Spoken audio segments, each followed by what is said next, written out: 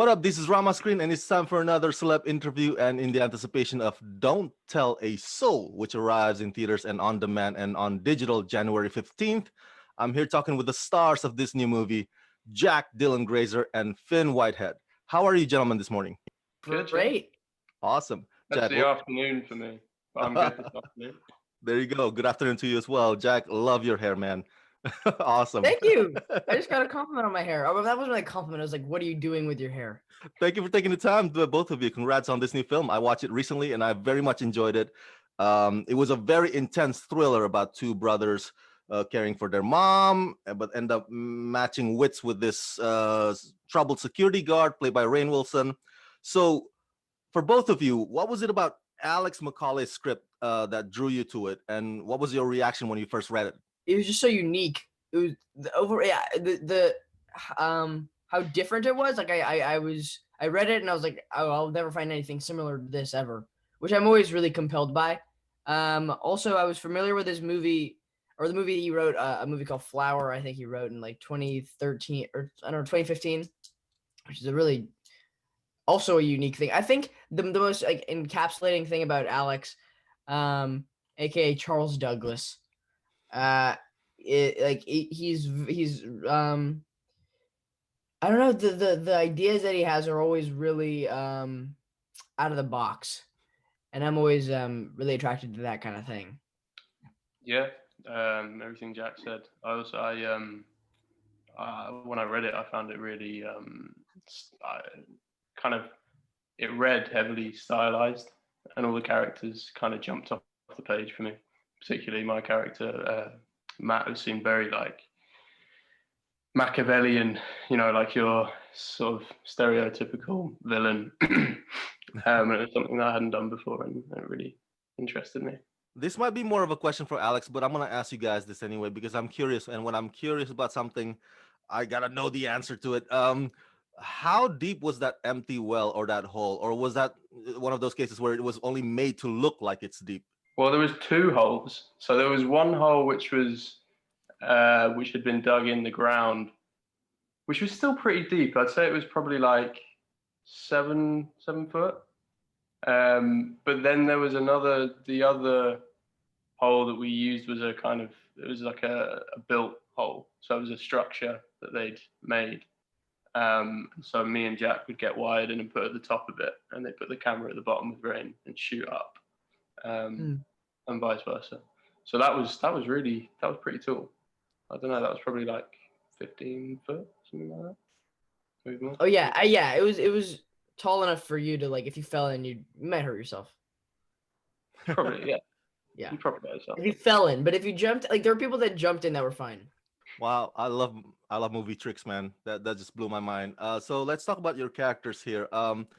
Even though some might consider Matt being abusive to Joey, I personally don't see Matt as the villain, in my opinion. I think Matt's aggression comes from pain, and Joey, well, he's the receiving end of literal pain. So let me start with you, Finn.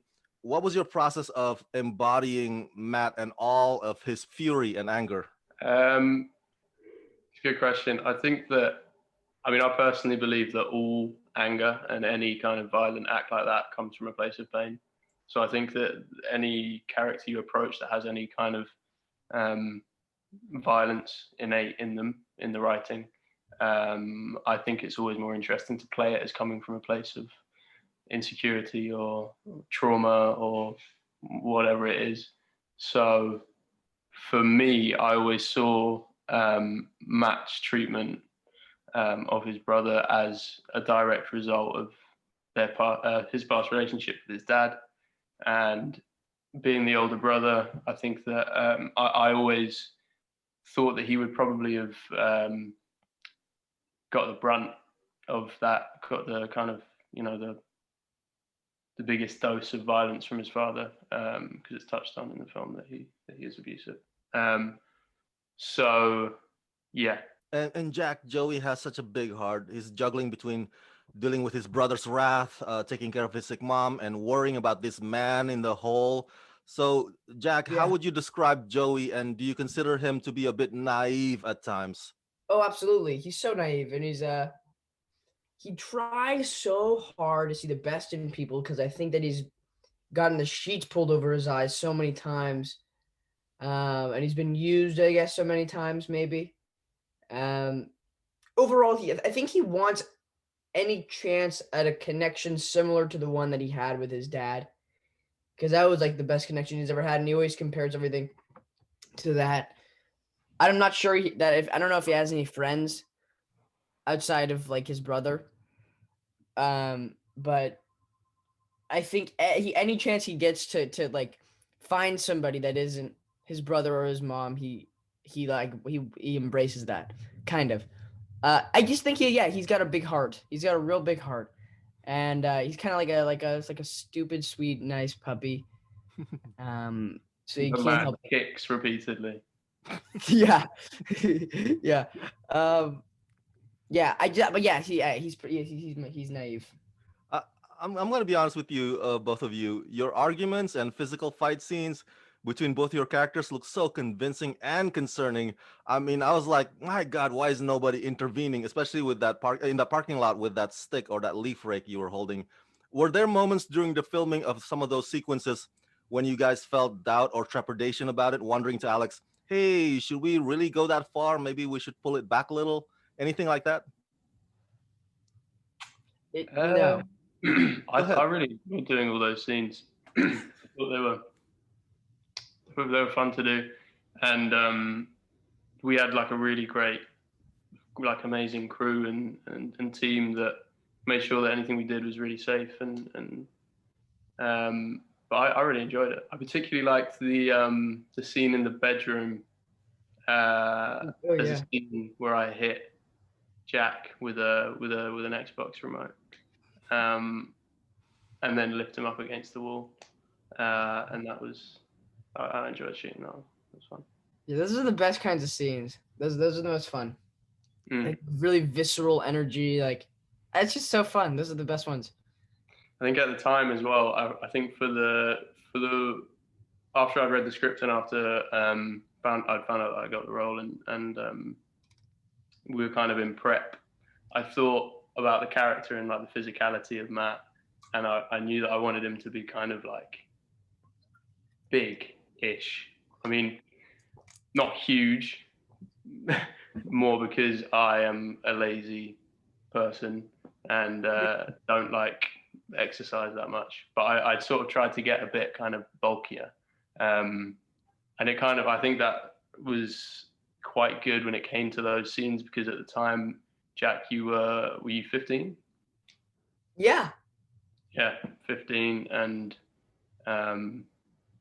you probably tower over me now, but it meant that we could really sort of like have fun with it and like play around with the stunts we had to do and stuff. All right. Well, thank you for sharing that. You guys pulled it off, man, really well on the screen. So I'm sure you've gotten this question 1,000 times, but what was it like working with Dwight Schrute from The Office and that Rose Petals lady from American Beauty? I'm talking, of course, about Rainn Wilson and Mina Suvari. For both of you, what was it like collaborating with them on this project?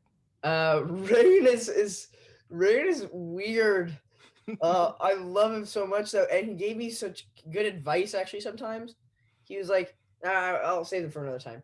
But he was so I don't know, like he was really like I think he wanted me to see him as like a parental figure sometimes. So he Oh. did stuff that was like, "Oh no, don't do that," but like go fuck yourself, like stuff like that.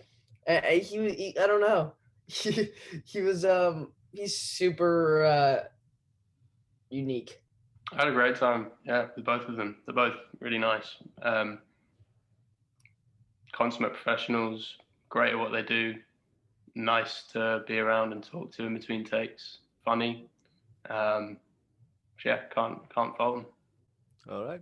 So finally, theme-wise, what do you hope the audiences would take away from the brotherly relationship of Matt and Joey?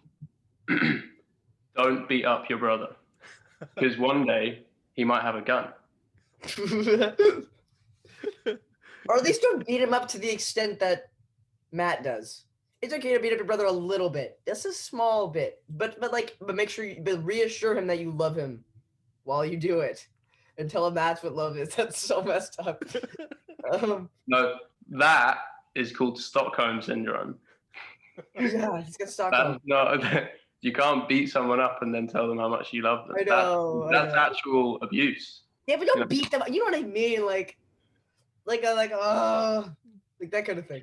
Not like I'm gonna throw you in a hole. I fucking love you. Yeah, maybe the thing that should be taken from it is to really challenge every bit of toxic masculinity that you recognize in yourself when it comes to your relationship with your brother.